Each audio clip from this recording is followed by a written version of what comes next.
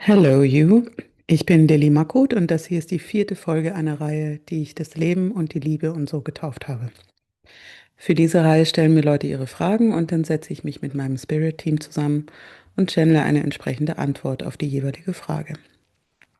Und dazu möchte ich gleich auch noch auf was hinweisen. Die Antworten, die du hier hörst, erheben natürlich keinerlei Anspruch darauf, vollständig oder universell gültig zu sein. Und sie sind nicht als Ersatz für medizinische oder therapeutische Beratung gedacht, aber sie können eine schöne Ergänzung dazu sein. Und damit kommen wir zur heutigen Frage. Miriam schreibt, ich würde gern wissen, wie sich eine Organspende auf spiritueller, energetischer Ebene auswirkt. Was gilt es zu beachten und wie kann der Loslösungsprozess der Seele vom Körper und seinen Bestandteilen im Falle des Todes und der Weitergabe der Organe optimal vorbereitet werden, um keine Energien oder Seelenanteile zu verlieren oder diese ungewollt auf den Empfänger zu übertragen. Ich bin als Organspender registriert und möchte nicht, dass Energien oder Seelenanteile verloren gehen, feststecken oder, wie gesagt, ungewollt auf den Empfänger übergehen. Und mein Spirit-Team möchte dir auf diese schöne Frage gern mit einer Metapher antworten. Miriam, stell dir vor, dass der Tod so ist, als würde ein Anker gelöst werden, an dem ein Schiff festgemacht war. Der Körper ist also in diesem Bild der Anker und die Seele ist das Schiff. Das heißt, der Anker bleibt also in diesem Fall nach der Loslösung auf dem Meeresgrund und das Schiff ist dann frei und kann sich einfach weiter bewegen. Und das Wasser, auf dem dieses Schiff in dieser Metapher unterwegs ist die Zeit.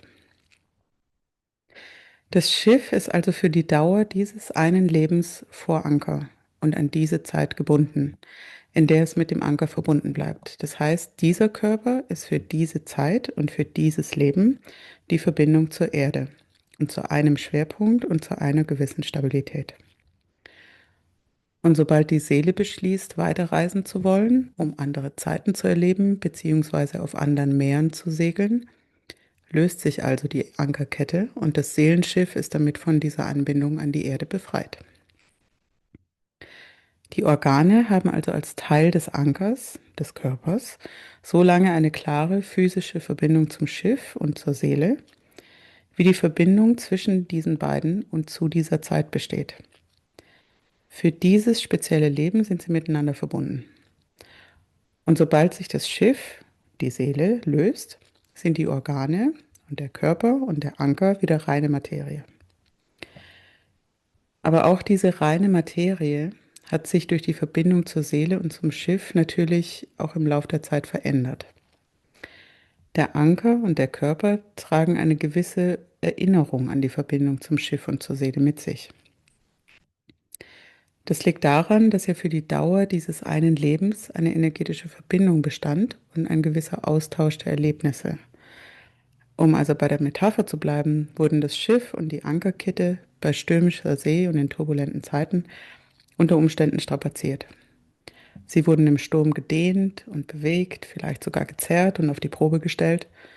Und in diesen Zeiten musste der Körper natürlich auch seinen Beitrag dazu leisten, das Schiff und die Seele in dieser Zeit und auf diesem Ozean und in diesem Leben zu halten. Aber dadurch, dass es trotzdem immer die Entscheidung der Seele ist, wann sie die Ankerkette löst, und das ist ein Unterschied zwischen der Metapher und dem sogenannten realen Leben, in dem so eine Kette ja eventuell auch mal von unten herreißen könnte, ist es auch das Schiff bzw. die Seele, das oder die ihre Bindung zum Körper und zum Anker löst und nicht umgekehrt.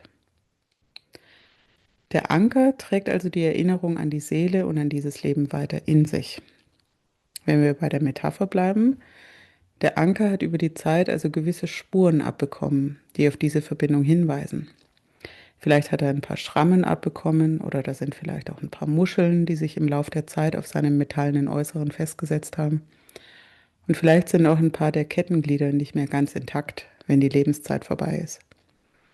So ist es bei unseren Organen ja auch. Je länger so ein Leben geht, umso mehr Spuren des gelebten Lebens sammeln sich im Körper.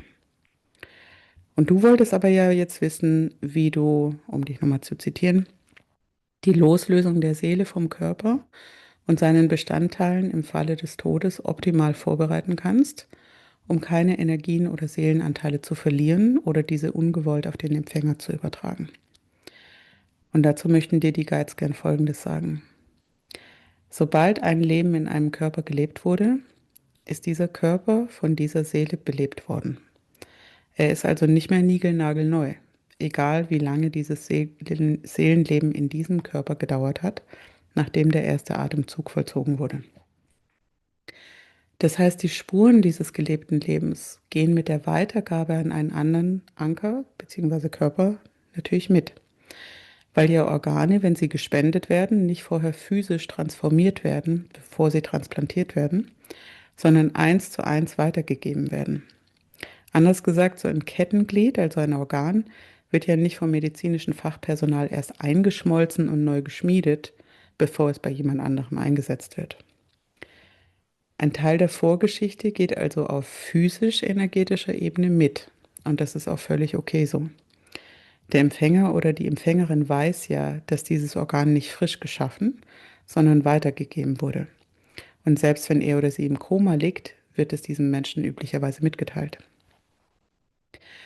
Er oder sie nimmt also ein Organ mit Vorgeschichte bei sich auf und bemüht sich, es pfleglich weiterzuverwenden. Und jetzt kommt der spirituell-energetische Aspekt ins Spiel. Indem du einen Organspendeausweis für dich angefertigt und ausgefüllt hast, hast du quasi schon eine Vereinbarung mit deiner Seele und mit den Seelen der potenziellen Empfängerinnen und Empfänger getroffen, dass diese Organe dem jeweils bestmöglichen Nutzen für die jeweiligen Empfänger und Empfängerinnen zugeführt werden sollen.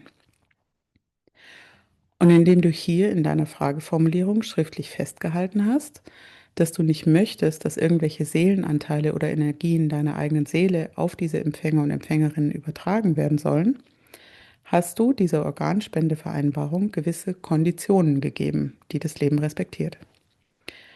Du hast somit also mit deiner Seele vereinbart, dass sie ihre Energie aus dem Körper komplett rausziehen wird, bevor deine Organe an andere übergehen. Das heißt, das Einzige, was in deinen Organen enthalten sein wird, sind die Spuren des gelebten Lebens auf physischer Ebene, aber nicht deine eigenen Seelenanteile. Und zwar einfach deshalb, weil du das als Bedingung an die Organspende geknüpft hast. Das ist deine Intention für deinen physischen Körper. Und solche Intentions können wir alle persönlich festlegen. Das heißt, dein Organspendeausweis ist also die Vereinbarung für die körperlich-energetische Ebene. Und deine Intention, die damit dranhängt, weil du sie hier ausformuliert hast und weil du sie somit mit deinem Körper und mit deiner Seele vereinbart hast, ist die spirituell-energetische Vereinbarung. Zusammenfassend gesagt ist die Antwort auf deine Frage also, du hast schon entsprechende Vorkehrungen getroffen.